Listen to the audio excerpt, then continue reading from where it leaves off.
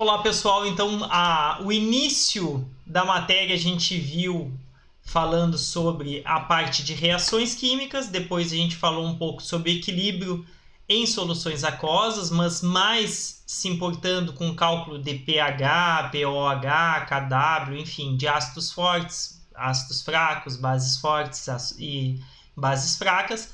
Agora a gente vai falar sobre solutos pouco solúveis em água, ou seja, sais e substâncias que são pouco solúveis em água. E a gente vai falar sobre o produto de solubilidade, que na verdade é o KPS, porque existe um equilíbrio entre o sólido e as espécies solúveis em água. O que seria isso? Então, por exemplo, a constante de equilíbrio entre o soluto e os íons dissolvidos é chamado de produto de solubilidade, KPS. Então, eu tenho aqui o sulfato de bário, que é um sal pouco solúvel. Ele vai se solubilizar em água e eu vou ter um equilíbrio entre os íons originados dele e ele. O que eu vou fazer? Eu posso dizer que o meu KPS é a concentração dos íons dissolvidos divididos pelo sal e pela concentração de água. Como líquidos e puros e sólidos puros não entram na constante de equilíbrio, eu vou dizer que o meu KPS é o produto das concentrações dos íons presentes em água. Obviamente, os íons presentes derivados da solubilidade desse sal. E aí a gente pode ter diversas tabelas, né? Então eu tenho aqui, ó, sais com 1,0 vezes 10 na menos 33, ou seja, é um sal extremamente pouco solúvel. Então todos eles aqui são sais pouco solúveis, até porque um sal muito solúvel, como o cloreto de sódio, seria um valor absurdamente grande, né? O número se eu pegar a concentração dos cátions e dos ânions e multiplicar um pelo outro, eu teria um número extremamente elevado e não teria significado esse número, né, para nós. Bom, o que é importante a gente saber? É que a gente vai poder calcular a gente consegue saber a solubilidade, enfim, calcular o KPS a partir desses dados. Então, um exemplo aqui, né, a solubilidade molar, ou seja, quantos mols por litro eu consigo solubilizar dessa espécie do Ag2CrO4, né, é 65 micromolar litro na menos 1, né, em 25 graus Celsius. Determine o valor de KPS para o cromato de prata, que é essa espécie aqui, a 25 graus Celsius. Como é que eu vou montar, né, o KPS dessa solução? Eu pego o cromato de prata, sabendo que a prata tem NOx fixo mais 1, então eu vou separar essas duas pratas com a sua carga. Como o cromato vai ficar sozinho, ele assume a carga menos 2, e aí eu vou saber que a cada 65 vezes 10 na menos 6, que é micromol por litro, eu vou gerar 2 desse aqui e 1 desse daqui. Bom, o que acontece? A solubilidade dessa espécie aqui, se esse aqui for X, esse aqui é 2x e esse aqui é X. Para não dizer que é X, eu vou dizer que é S, porque é a solubilidade. Então, o que eu vou fazer? Ó? Esse aqui é 2 vezes S, não é? Então, 2 vezes S, que é a solubilidade desse daqui. Elevado ao quadrado, porque aqui, né, na constante de equilíbrio, eu pego a concentração elevado ao quadrado. Então, 2 vezes S ao quadrado, vezes S, que é esse daqui, elevado na 1, porque é 1 aqui. Se eu resolver isso daqui, 2 vezes S, 2S. Elevado ao quadrado, 4S ao quadrado, né? Então, 2 vezes 2, 4. S vezes S, S ao quadrado. Vezes S, S ao cubo. Como eu sei que S, né, é 65 vezes 10 na menos 6, substituo aqui e eu chego no meu KPS. Ah, professor, mas não era mais fácil colocar já os valores aqui, ó, 2 vezes 65 vezes 10 na 6 elevado ao quadrado vezes 65 vezes 10 na 6 aqui? Só que vocês vão ver agora no próximo exercício que às vezes é mais fácil usar o S para descobrir a solubilidade, né, molar de uma espécie. Porque eu tenho aqui, ó, a solubilidade molar. Mas se eu quiser descobrir ela, dessa forma vocês vão ver que é bem mais fácil. Vamos lá. O produto de solubilidade, ó, lá ele me deu a solubilidade molar. Aqui ele deu, ó, o produto de solubilidade do iodato de cromo 3, que está aqui, em água a 25 graus Celsius é 5 vezes 0 vezes 10 na menos 6. Estime a solubilidade molar do composto a 25 graus Celsius. Então tá aqui, ó. Aqui eu tenho o iodato de cromo. Em água vai formar o cromo 3+, que está aqui, o NOx dele, mais 3 do iodato. Então eu vou ter S, 3 vezes S ao cubo. Então S, 3 vezes S ao cubo.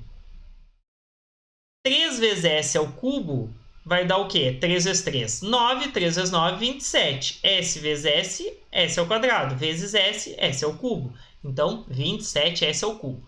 Vezes S, 27S na quarta. Eu não tenho o valor de S, eu tenho o KPS. Então, o que eu vou fazer? Vou passar esse 27 que está multiplicando para cá, dividindo. E vou elevar a raiz, a raiz na quarta. Ou elevar no 1/4. Ah, professor, eu não sei fazer isso aqui. Calma. 27 divididos. Então, é o KPS divididos por 27 elevado na 1/4. Se eu quiser fazer a raiz quadrada, eu posso pegar aquele número e elevar na meia. 1/meio. Se eu quiser a raiz quarta, 1/4. Ou eu tiro a raiz duas vezes, a raiz quadrada duas vezes. Eu tiro raiz, por exemplo, raiz de 81. Né? Se eu quiser saber a raiz quarta de 81, raiz de 81, né? 9 vezes 9, 81. Então, se eu tirar de novo a raiz, 3 vezes 3, 9. Então, a raiz quarta de 81 é 3, porque a raiz quadrada é 9 e a raiz quadrada de novo é 3. Entendeu?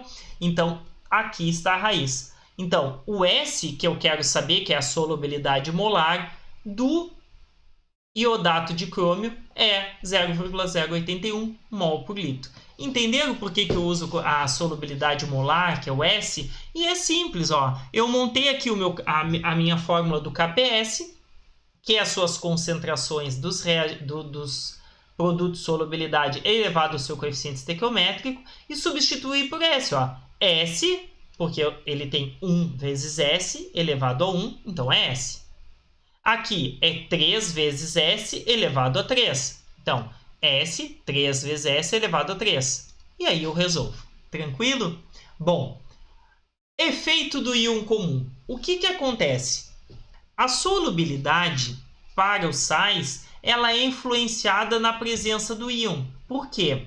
Porque eu não disse que existe um equilíbrio ali entre aquela quantidade dos íons. Então, o que acontece se eu adicionar um íon,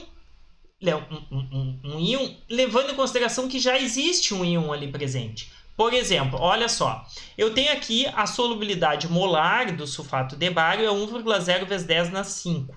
Está aqui. É uma solução saturada. O que quer dizer saturada? Eu tenho sólido aqui no fundo, eu mexi aqui até que tudo que fosse possível de dissolver, dissolvesse, e o resto ficou aqui no fundo. Então, existe um equilíbrio entre os íons e o sólido. Se uma espécie se solubilizar, alguma espécie tem que se precipitar. Então, o que acontece aqui? Eu tenho um equilíbrio entre solubilidade e precipitação dos íons dissolvidos. Isso é um equilíbrio. Agora, por exemplo, se eu adicionar sulfato de cobre, tá? Que a solubilidade molar dele é 1,4 mol por litro. Olha como é maior a solubilidade dele. Tá? Se eu adicionar, vai fazer com que o equilíbrio que eu tenho aqui entre sulfato e bário, ou seja, o cátion bário e o ânion sulfato, seja influenciada, porque eu estou adicionando um sal altamente solúvel. Quem é que vai precipitar? Será que é o sulfato de cobre, que é altamente solúvel, ou o sulfato de bário? É isso que é o efeito do íon comum. Então, podemos utilizar o princípio de Le Chatelier para explicar o efeito do íon comum. Então, eu tenho este equilíbrio, tenho aqui o meu KPS, que existe uma constante para isso e ela é fixa. Se eu aumentar a concentração de sulfato, o que ele vai fazer para tentar manter esse meu coeficiente aqui? Desculpa, essa minha constante. Ele vai se ligar ao bário e precipitar para tentar reduzir. Porque se eu elevar a concentração desse íon aqui, para que esse valor permaneça igual, ele vai ter que reduzir a concentração desse aqui. Então, eu faço precipitar um dos íons presentes. Entendeu? Então, o que vai acontecer? Aumento a concentração desse, eu vou favorecer a precipitação desse sólido por causa do efeito do íon comum. Exemplo. Estime a solubilidade do cloreto de prata, que é um sal pouco solúvel, KPS em água de 1,6 vezes 10 na 10, na menos 10, em uma solução de 1,4 vezes 10 na menos 4 molar de cloreto de sódio. O que a gente vai fazer então? Então vamos pensar. O cloreto de prata vai ter esse KPS aqui, tá? Só que o que acontece? Eu tenho o KPS dele, o valor de KPS está aqui. E eu tenho a quantidade de cloreto daqui, que veio daqui.